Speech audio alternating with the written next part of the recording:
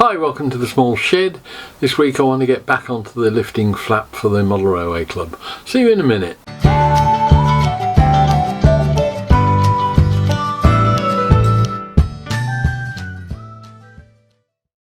Now, on the first video that was weeks ago now, I sort of explained the principle of getting the lifting flap in at the Model Railway Club and the problems we had with people not being able to get access into the middle of the layout. It's time to get something done because I promised this thing for I think it was Easter, I think I said, and it's now June and we've hardly got a great deal done. So it's time to make the board first, I think, and we'll move on to the aluminium sections once that's done. So we'll go outside and cut up some timber for the board and come back in here and see if we can put something together.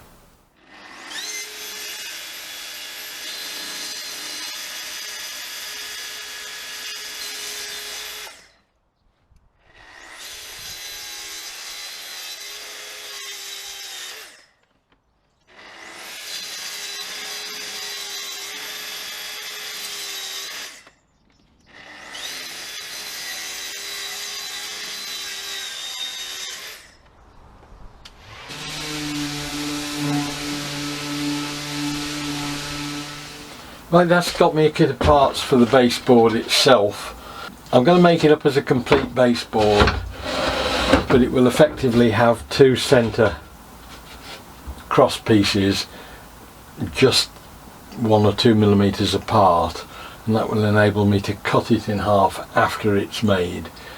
But I'm anxious to get all the frame rails mounted onto it and the hinges mounted onto it before I do anything in the way of cutting it in half, and that way it should always hinge back to exactly where it started from. I've cut the main piece out of the board itself, which is 1220 by 600, I hope, and that has checked diagonally correct as well, 1220.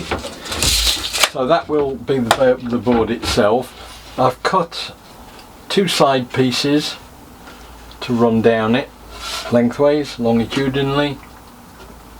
I've cut enough wood also to do all the diagonal pieces that I need in the same material, so there's plenty of timber for that. I've also cut some slightly thicker stock, which is I think 11mm rather than 8. Yeah. And I'm going to use that for ends and possibly the pair of cross members in the middle that'll be cut apart, so they'll be glued, as I say, a couple of millimeters apart across the middle, because there's a bit more heft in these. I might put 2 on the one end anyway. The end where it actually hinges down, I've got to think about and do some maths, because the thing coming down with roughly a 4-inch edge to it, to clear and come in tight on the baseboard when it's down, will need a 600mm radius curve putting on the end of it and taking it away. So I can either do that with a solid block of timber that's radiused, or I can glue 2 or 3 of these together and do it. So I've got to think about how I'm going to do that one. First thing I'm going to do is to just lay the baseboard flat and glue one side on square and straight down the edge, then go and do the opposite side, and then I'll move on from there. It's got the first side glued up. I've got it flat on the bench, clamped down. I've got a piece of wood behind it against stops so that we've got a dead straight edge that we're pushing against. I'm pushing on those 2 clamps, and I've got 2 squares, one at either end, clamped to the board as well, so that'll keep that right angle as close as I can. I mean, it doesn't matter if it's a little bit out, because you can always move these things afterwards, but it seems rather pointless if you can get it right first time, so we're doing that. I've got the first one out and just glued up the second side, so that gives us the basis for the whole thing. Right, that's got the 2 sides on now.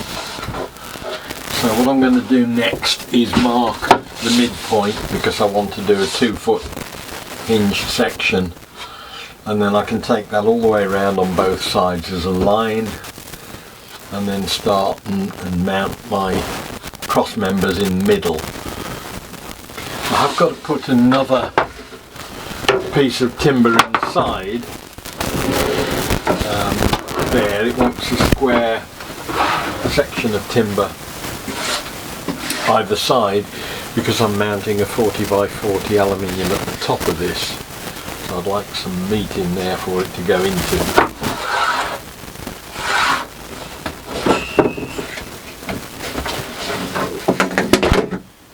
Once again, we're working with what is probably pretty much on the limit of what's comfortable to work with in here. Just a little bit of spring in the sides where they weren't 100% upright, but I think they're close enough. So I can glue that now and get that settled.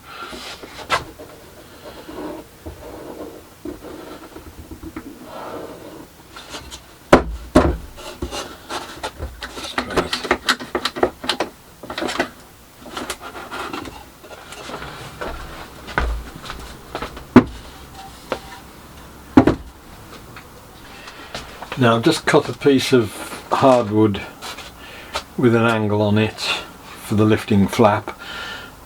It may be that it's a bit too steep, I don't know yet, we'll see. If not, we'll come up with something else. I'm not sure at the moment yet. I need to go away and think about it and draw it up a bit and play with it. Whether it even needs to be anything other than something that will clear, if you like. I don't think it's got to land on anything in any specific place, so as long as it avoids that curve towards the front of about 10mm, I don't think it matters, because the side metal rails will be the bits that are doing the hard work in docking it in the right place and everything else like that. So apart from being support and a bracing, I don't think it needs to do anything else, and the position is sort of irrelevant as long as it doesn't get in the way. The job for the afternoon is to glue up this other cross piece in, and I've got some bits of white plastic that I got from the scrap store, just sorting out some that are all the same size or the same thickness. And what I can do then is to push those in selected places once it's glued, and that will let me clamp it all together and keep this spacing that I need. And then once they start getting close to setting, I can pull them out, and that should leave me with something that's about 1.5mm, 2mm wide as a gap that I can just get the little flush pull saw into. So we'll pull this one up now and clamp him in place.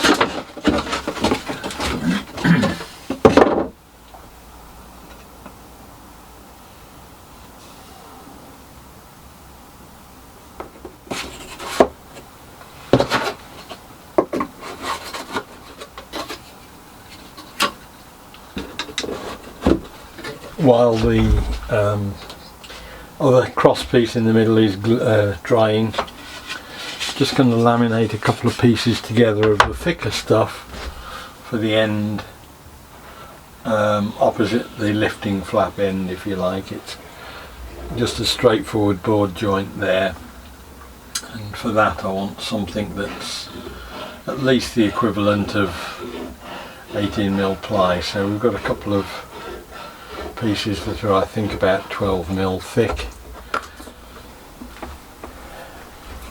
Right.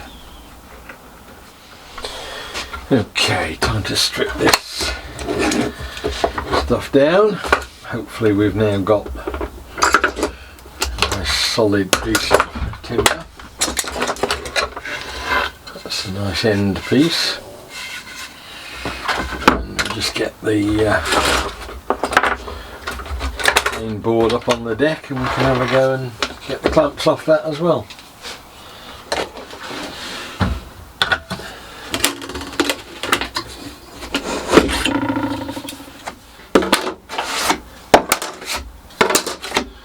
Brilliant, that's got the two ends just literally 1.5 millimeters apart all the way across, so you can get a saw in there either side and run across the top and know that they're pretty well sorted.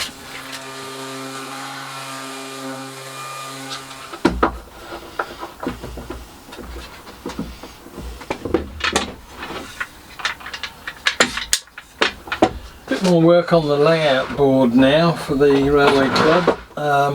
I've got the end in at the far end. That one is anchored to the existing layout. This half will be the lifting part, and at this point in the middle we will put the hinge in at some point, but not until I've got it all ready to do. Now what I need to do is put a couple of pieces of timber down at the bottom of either side, so that when I screw the 40 by 40 aluminium either side level with the top, it'll have something substantial to screw into. I'll need to do that in both halves. I can't do it in that half at the moment until I get the block in at that end, but I can do this half, and then once that's in I can do the two diagonals that will give me the cross bracing, and then that'll finish that half off. So I'm just going to measure what I need for these, which I hope are the same or thereabouts. That is 580 millimeters, and miraculously for me that is 580 millimeters. So we'll cut this into two, right length, and then we can drop and glue those in. Probably just put a little screw in from the outside as well, and as I say, I'll come on to the other half when this is done.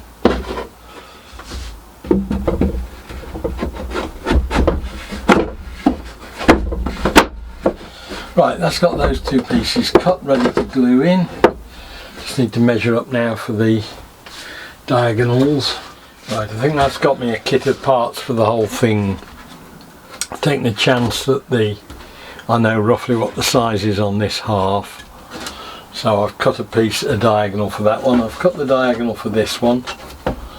I can now mark out how much to cut out for these side pieces, which I'll do by hand.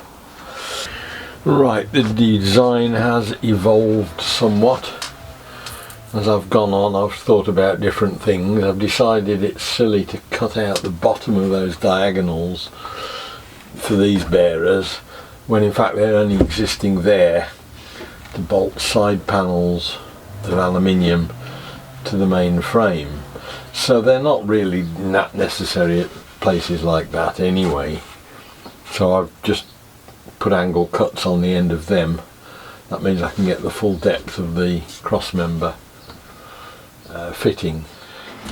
I've done it all at this end as well now, cut ready so that it's ready to put this end piece in.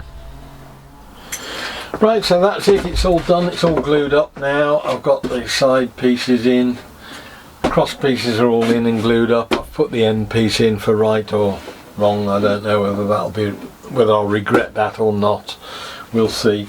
It'll just need a little bit shaving off the length of it down the bottom, or to help with this rounding, but the rest of it is fine, I'm sure.